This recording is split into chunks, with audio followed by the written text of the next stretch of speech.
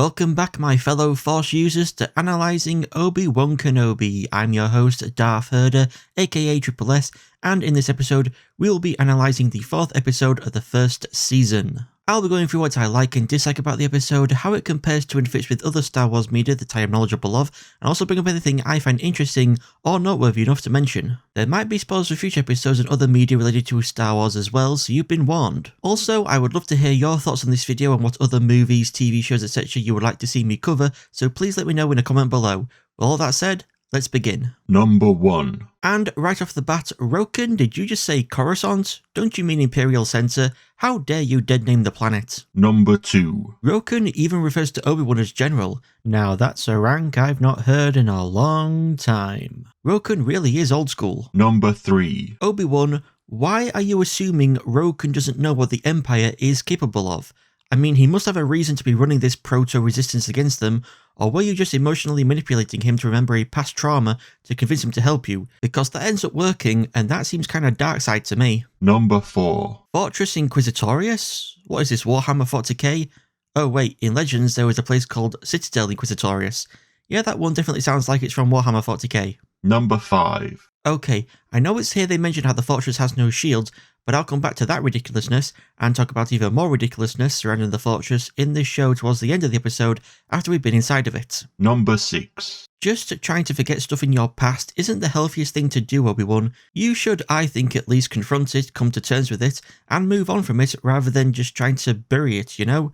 Maybe then the psyche locks on your connection to the Force will finally all break. Number 7. This surely can't be the first security checkpoint Tala has bumped into to get this deep into the fortress. I refuse to accept that as well as having no shields, this facility has such terrible security that all you have to do is wear an officer uniform. You can get so deep enough that you can see fish swimming around outside of the windows. Lead security Joss Glennie Smith here was right in denying Tala any further access to the fortress due to it not being her sector, and when she threatened him with going to the Grand Inquisitor, he should have turned it back around on her and agreed to report this and had Tala held under guard in the meantime. Number 8. So I guess we have to just assume that Tala's hacking skills are on the same level as R2-D2's, with her being able to override things without setting off any alarms or even raising the question in anyone possibly monitoring that area of the fortress of why an entry port just randomly opened. Number 9. It's a good job there wasn't a big fish or an even bigger fish that wanted to turn Obi-Wan into its lunch. Number 10. Does Leia, a 10-year-old, really have a stronger mind than a grown-up Haja to be able to resist Reva's mind invasion?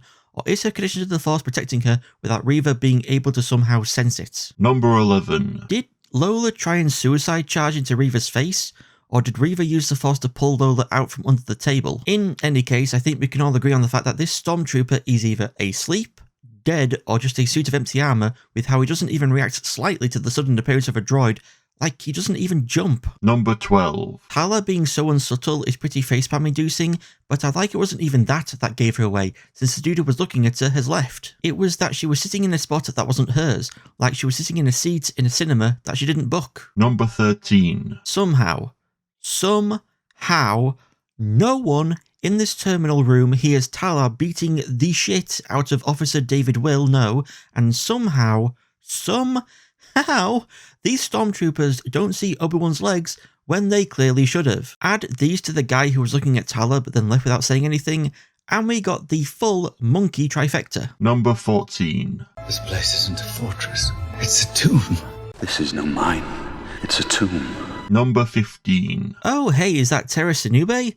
The last time we saw him, he was training some younglings when they were interrupted by Anakin and Barriss off his lightsaber fight.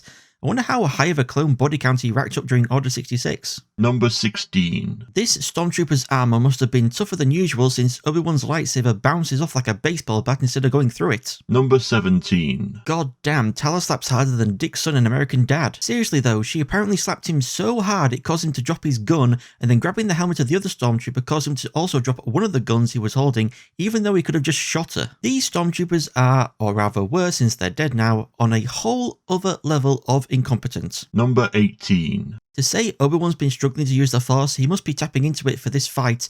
The entire reason Force users are so good at using a lightsaber is because of the Force. It allows them to sense what their opponent's next move is going to be, including when someone, or something in the case of the Seeker droid, is going to shoot. The Force then lets the person know when and in which direction to swing their lightsaber to deflect blaster bolts, and also when not to swing at all if the shooter is going to miss. This is how Obi-Wan can have his back to the Seeker droid and know it isn't going to hit him. But if Obi-Wan was struggling with the Force as much as he has been, then he should be reacting to every blaster bolt and trying to watch his back more so, because he can't sense when the shooters are going to shoot, nor if they're going to miss or not. Number 19. This injured stormtrooper really should have just given up and hobbled off, or at least backed up whilst continuing to shoot instead of closing the distance with a guy who has a goddamn melee weapon. Dude, using that tactic against a lightsaber wielder is only effective when you have overwhelming numbers like during Order 66. Number 20. I wonder if it requires the same strength for the Force to hold the broken glass shards in place as it does to hold back the entire ocean like Vader does in Fallen Order. Number 21. From what I can tell, the stormtroopers are about 2 windows away from Obi-Wan.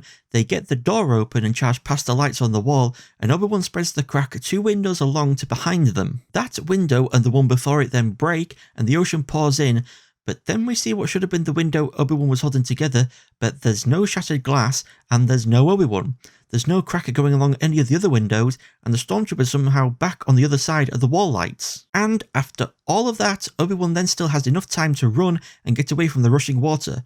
I do not understand how any of this was meant to make sense. Number 22. Oh my god, what Looney Tunes ass shit is this? Has like every single person in this fortress now been told if they see a guy with a beard escorting a little girl to just ignore them, and seeing this they're just all laughing in their helmets? Because that's the only way this works without anyone noticing this guy as a goddamn child hidden under his coat.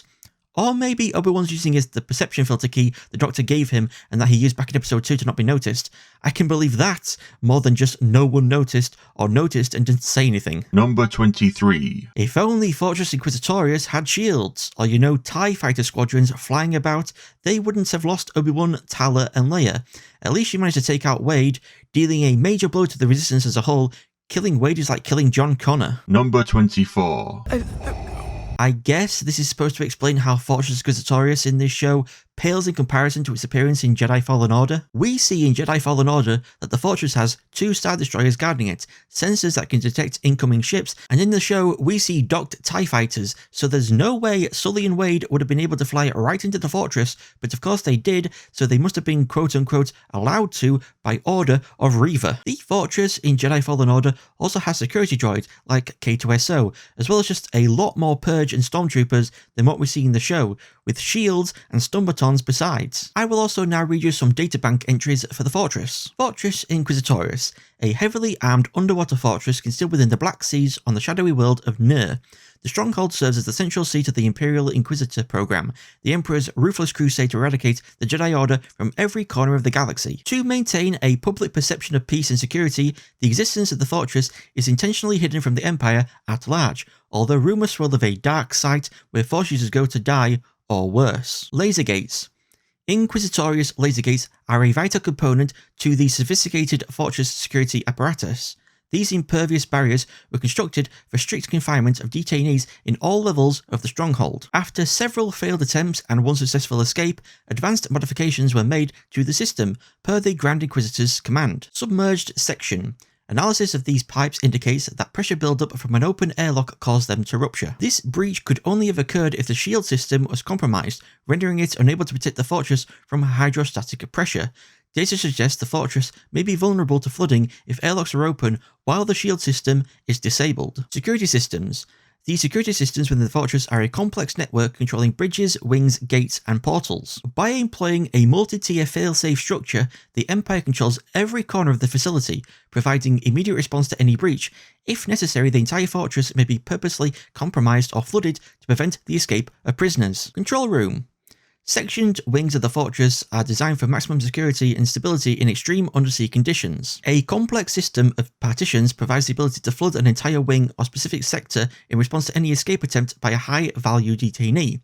Structurally reinforced shielding is able to withstand an external breach or changing pressure at any depth. So, as well as a databank letting us know the fortress does in fact have shields, but apparently only to protect it against the ocean, not an attack by ships. No mention is made though anywhere of there being any security cameras, which realistically there should be absolutely everywhere to track any invaders or escapees, and would have resulted in Obi-Wan and Tala being found out immediately. All of this is to say that absolutely none of everything I've just mentioned was used against Obi-Wan and Tala to stop them escaping with Leia, because Reva apparently wanted them to escape because she had Lola to lead them to the path. I can understand Reva hacking Lola as insurance for if Obi-Wan did somehow manage to break Leia out, but to just let him go along with Tala and Leia when she could have used the fortress's security systems to capture him, but then allow Tala and Leia to escape, she could have presented a captured Kenobi and the location of the path to Vader instead of just the location of the path. And then she uses Vader's own words of "Kenobi is all that matters"